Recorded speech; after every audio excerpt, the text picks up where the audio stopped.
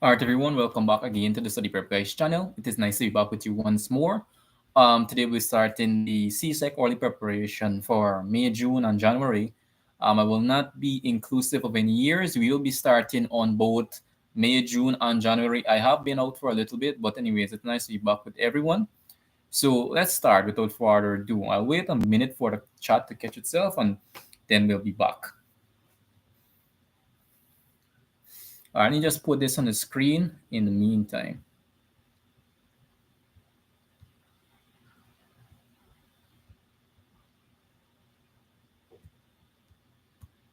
So, anyways, people, it's nice to be back with you. I haven't been live in a bit.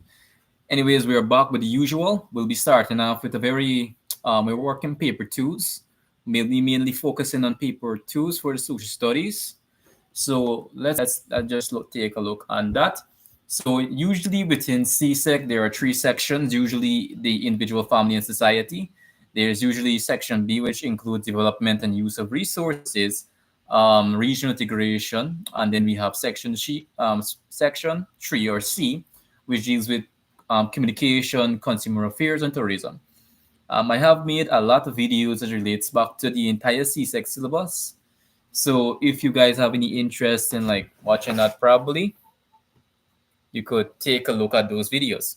So I have made a lot of videos as it regates or as it relegates back to the overall syllabus for CSEC Social Studies. I have made a video on the recent changes to the CSEC syllabus. So I just want to put that out there.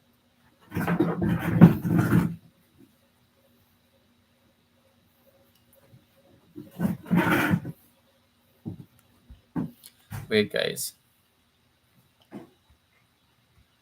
Anyways, how many minutes have passed?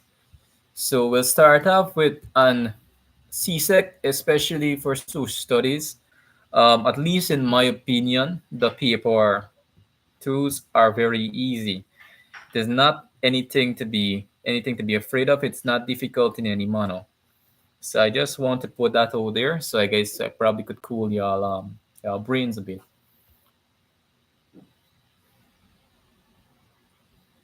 Anyways, let's start. I'll wait one more minute and then we'll take a look at that.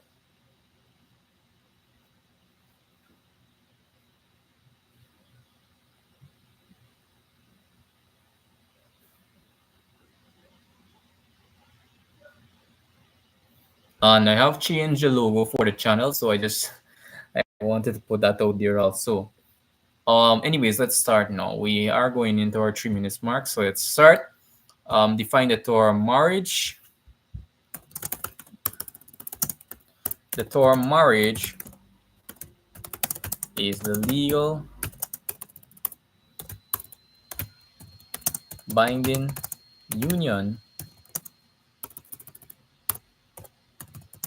between a man and woman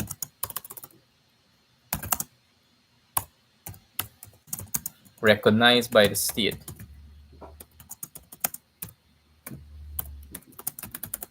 So usually with any definition of, like, for example, marriage, what happens a lot of times is that people just say it's basically the union between a man and a woman.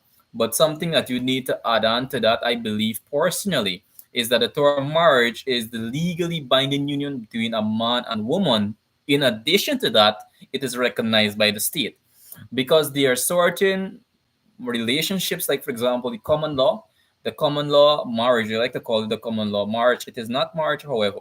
But what they do like to do, they like to say common law marriage. However, the difference between a common law marriage and a literal marriage is that one is legally binding and one is not. We call marriage, which are common law, we call it living home in the Caribbean. It's, at least in our tongue, we call it living home because you are not married to that person legally. So legal marriage or marriage in itself is a legally binding law between a man and a woman recognized by the state. So there's a big difference between the two.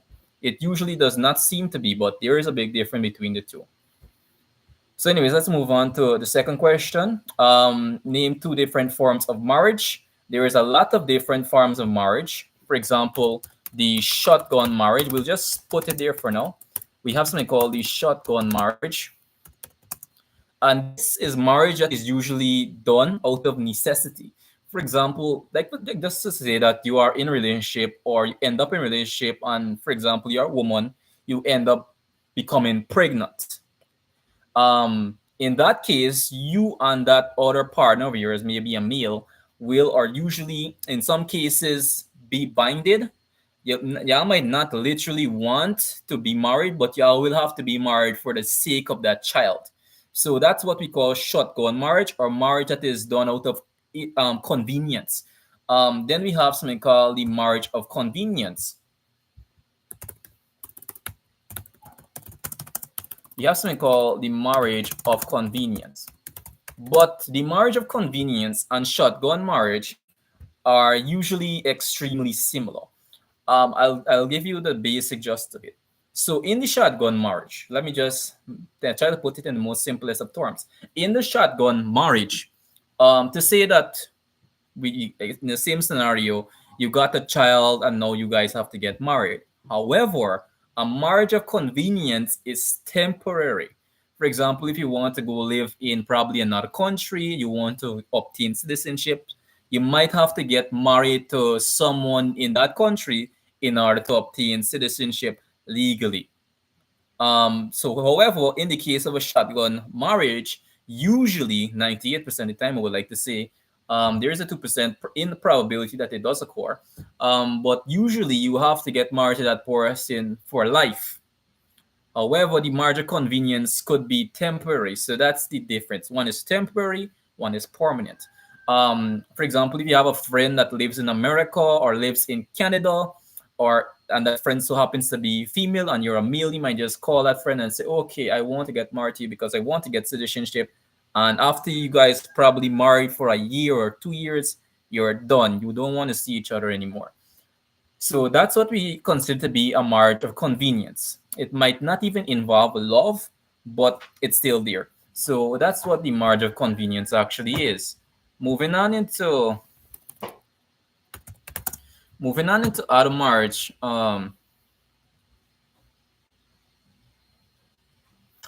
Moving on into other marriage structure.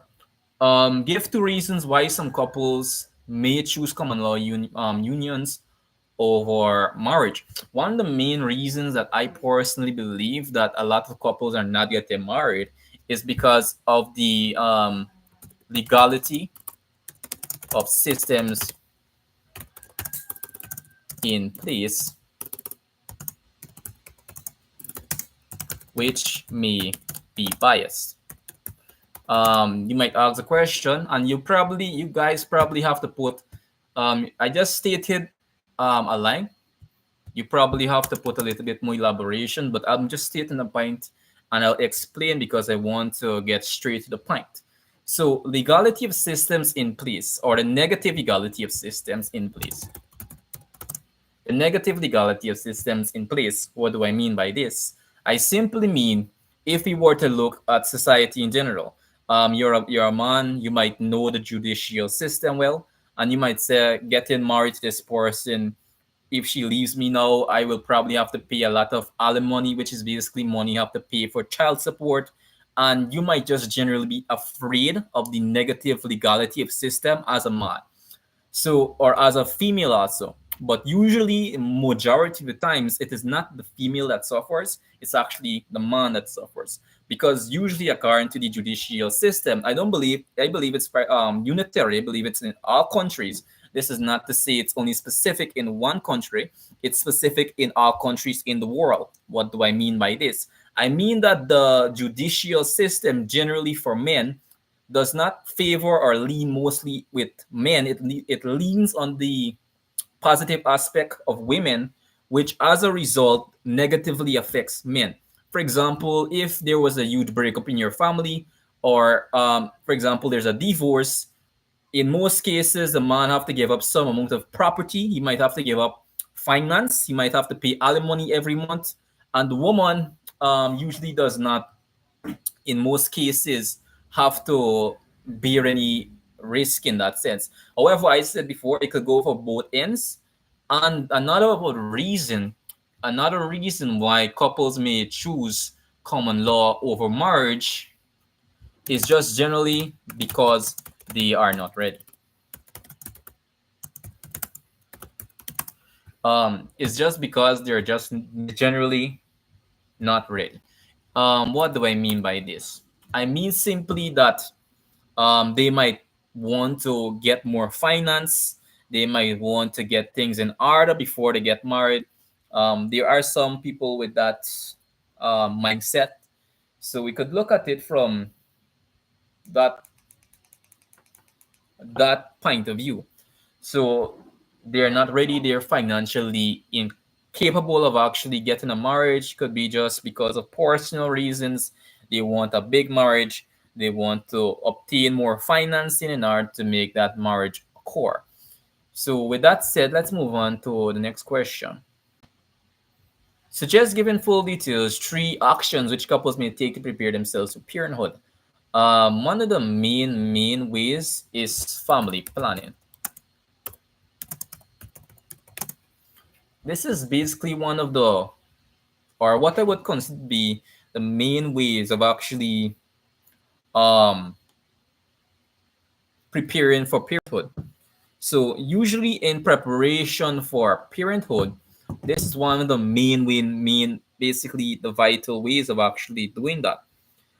It simply means that you could plan ahead, create a budget. You could plan how many children you guys want to make, and these basic questions. How is it likely to be successful? It is likely to be successful because you have a plan of action. And in the case that you do not, usually if you just jump into something you're not prepared for mentally, physically, with family planning, it helps you to prepare yourself emotionally. It helps to it helps you to prepare yourself psychologically, and it helps to prepare yourselves even mentally. So that's why in 98% of cases, family planning is usually advised in most cases. So that's one of the ways, or one ways in which persons could prepare themselves for parenthood. Another way that somebody could prepare themselves for parenthood is just counseling.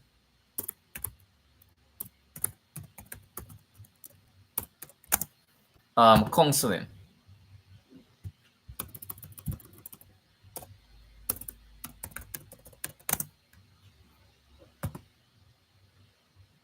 So counseling could be another way, or is another way in which parents could prepare themselves. This could be in the form of taking advice from persons older than them, taking advice from persons who already went through the parental process.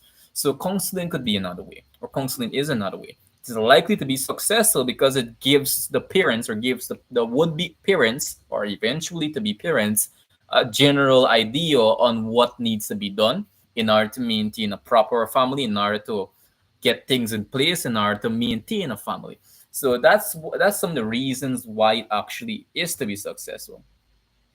So we have family planning. I think I spelled planning incorrect. What's going on, people? Family planning. We have counseling. We have something called life coaches.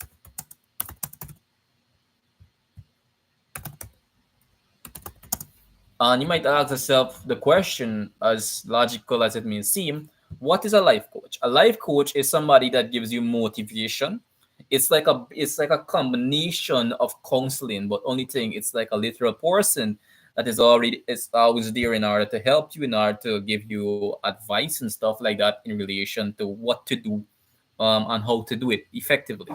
So we have family planning, we have counseling, and we have um, life coaches. So there's three of the ways you guys could tell me what elaborations you guys could put on what are some other points that you think would also be very much effective in this case scenario.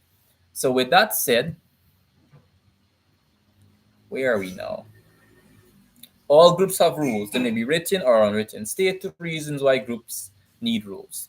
The first thing that comes to mind when we think of rules is, why do we need them? The first thing that, or the first reason why we need to have written rules is in order to maintain efficiency and productivity in the organization, in any situation. For example, you might go and play football, or probably go and play some sport with your friends, and they may be unwritten rules, and even rules in the sport. Why do we need to create rules? Rules are created in order to maintain law and order. Rules are created in order to maintain efficiency, in order to maintain courtesy, in order to uphold courtesy. So one of the other things that comes into mind when we think of state, two reasons why group need rule, is in order to maintain stability. So in order to maintain stability, another reason why groups need rule, which is very vital, is in order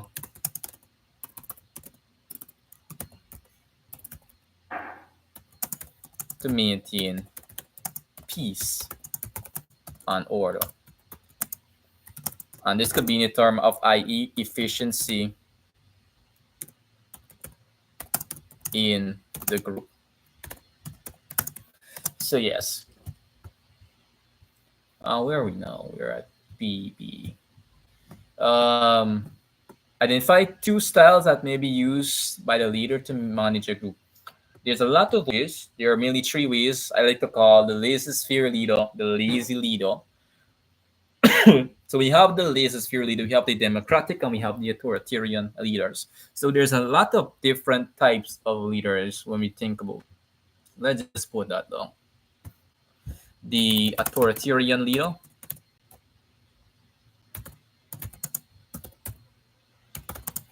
and then we have the democratic leader.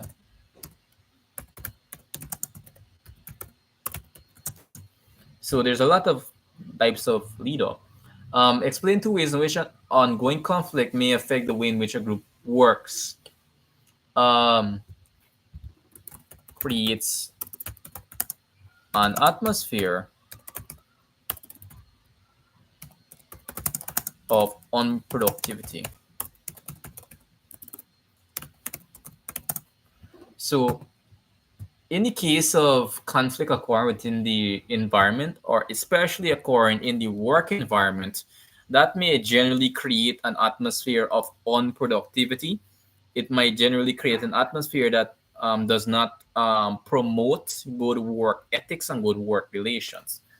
So, anyways, guys, just like to shout out, I will not be making this video extremely long. I think I'll just answer two more questions and I'll close off. I haven't found my glasses in a while. I don't know where it is. Anyways, creates an atmosphere of unproductivity, um, stifles organizational goals.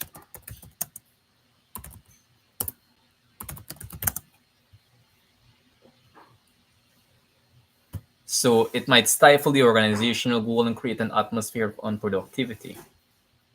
So yes, we won't. This video will be very short. So, anyways, guys, all the best. I will be continuing this live stream problem letter class. See something with people.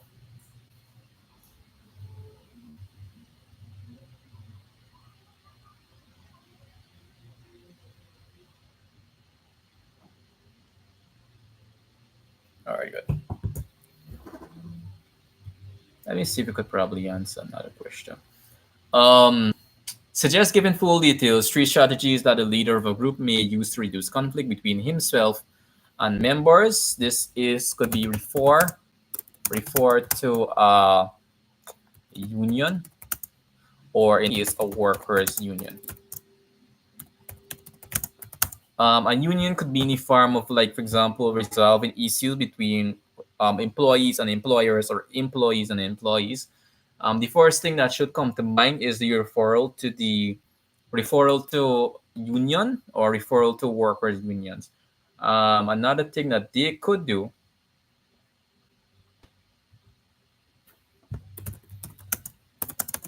this could be make a direct request or requisition to this. So another thing that they could do is make a direct requisition to senior personnel. This could be in the form of saying that I don't like what's going on in the business. This person is mistreating me. State why they're mistreating you. State on how they occur. These things or make a direct requisition. A requisition or a request could be in the form of a letter. You could go to the person and state what is going on orally. There's a lot of things that you could do. So the final strategy the final strategy that I would think of is in-person resolution.